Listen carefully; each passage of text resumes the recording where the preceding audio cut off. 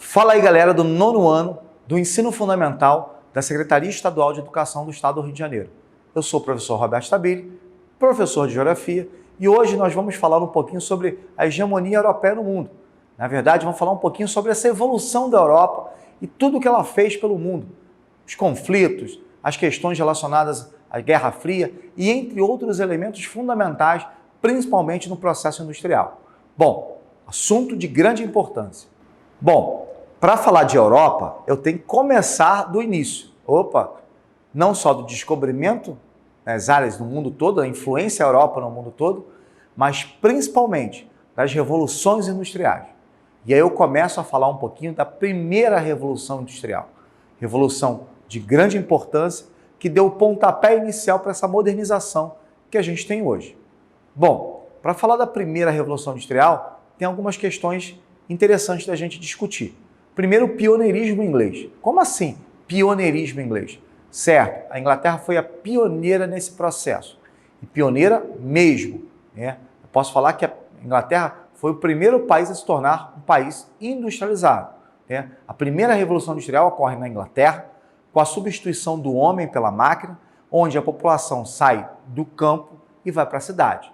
Isso foi determinante para as modificações nas condições na Europa. Já posso dizer o seguinte, a própria Inglaterra se tornou o primeiro país a se tornar urbano no mundo. Ou seja, o primeiro país urbano foi a Inglaterra. Certamente baseado nessas revoluções industriais, que favoreceram a produção, favoreceu o crescimento econômico e essa influência da Europa no mundo todo. Inclusive, claro, favorecendo esse crescimento dentro do próprio continente europeu e fora. Vou dar o exemplo do próprio Estados Unidos. Quando falamos da primeira revolução industrial, a gente também tenta falar sobre essa evolução das revoluções industriais no mundo. Mas a Europa tem um destaque bem interessante. Por quê? A segunda revolução industrial, que tem como destaque Estados Unidos, Japão e Alemanha, também impactou bastante a Europa. Por quê? Havia uma necessidade muito grande no final do século XIX para o início do século XX de conseguir matérias-primas. Lembrando que a Europa já tinha sido expulsa, entre aspas, da América. Então ela não tinha matéria-prima. Então, consequentemente, eu preciso de um local onde eu vou retirar essa matéria-prima. Que local é esse? Adivinha?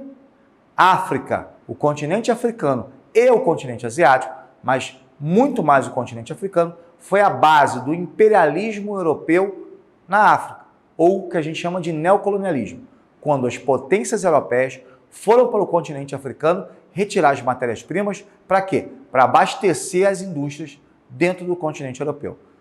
Deu certo isso? Deu certo, claro.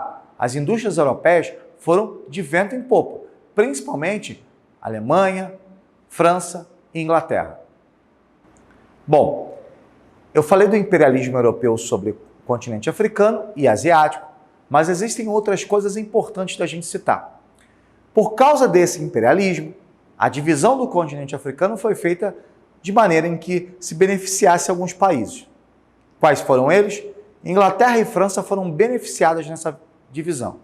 Entretanto, Alemanha e Itália ficaram de fora desse processo. O que isso acarretou de uma forma geral?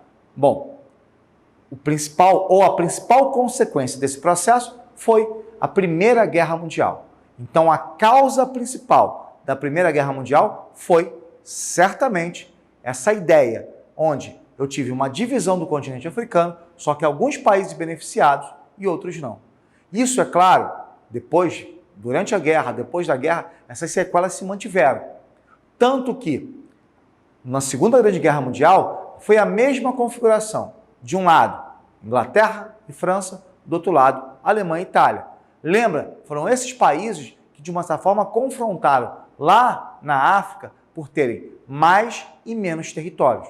Esse foi um problema gravíssimo de ser colocado e, consequentemente, causou um estrago na própria Europa. Primeiro com a Primeira Guerra Mundial e, claro, depois com a Segunda Grande Guerra Mundial, que trouxe consequências terríveis para o continente, inclusive a própria fragmentação desse continente entre dois grandes blocos do poder. Logo após a Segunda Grande Guerra Mundial, e eu falei para vocês que a Europa de uma certa forma estava destruída? Sim.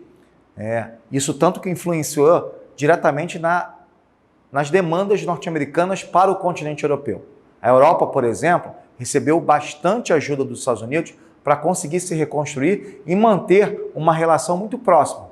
Por quê? Porque logo após a Segunda Grande Guerra Mundial, nós temos uma divisão no mundo, e essa divisão entre capitalismo e socialismo faz com que a Europa também seja dividida. E o grande símbolo dessa divisão é o Muro de Berlim. O Muro de Berlim foi o grande símbolo de dividir o capitalismo do socialismo. E esse muro divide a Alemanha, entre a Alemanha influenciada pelos Estados Unidos, pela Inglaterra, pela França, e a Alemanha influenciada pela União Soviética. Nesse período, a Europa já estava fragmentada. Entretanto, tem um pingo de esperança aí. Já no final da guerra, um bloco econômico começa a surgir, chamado Benelux, Bélgica, Holanda e Luxemburgo. Forma uma área de livre comércio e vai se formalizando ainda mais com a entrada de outros países, para que se forme lá na frente o chamado Bloco Europeu ou a União Europeia. Fundamental, claro, tá? Para que a gente consolide hoje um dos principais blocos econômicos do mundo. O que acontece é que o continente europeu, por passar por 2 guerras mundiais, dividir o seu território entre o socialismo e o capitalismo, ficou muito vulnerável em relação a determinadas questões socioeconômicas. Por isso, a formação de um bloco econômico seria fundamental para reestruturar esse continente. Bom, começamos em 1944 com o Benelux. Depois, já na década de 50, a gente tem a CECA, a Comunidade Europeia de Carvão e Aço, que entra países que estavam meio complexos em relação à disputa, que aí entra a própria Alemanha, como um grande exemplo desse processo, a França, que tinha uma rivalidade muito grande com esses países. E aí, nesse cenário, é claro, se consolida o que nós vamos chamar hoje de União Europeia, mas que na época, como eu falei, era a Comunidade Econômica Europeia, apenas uma relação econômica, que vai começar a ganhar países conforme o tempo vai passando. E, claro, é muito importante você entender que o tempo passando e os países entrando nesse bloco europeu para se tornar cada vez mais íntegro, comércio cada vez mais favorecido entre os países e as fronteiras cada vez mais desaparecidas. Ou seja, a gente tinha um muro de Berlim, mas as fronteiras dos países ocidentais cada vez mais desapareciam. Por quê? Porque era muito fácil você circular devido a essa questão dos blocos econômicos ou do bloco econômico europeu.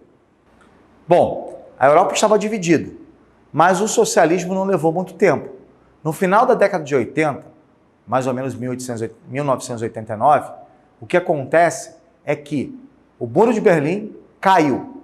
Ele praticamente foi para o chão. Aquele momento do leste europeu dividido entre o socialismo também acaba. Ou seja, o bloco socialista praticamente se fragmenta. A União Soviética não existe mais.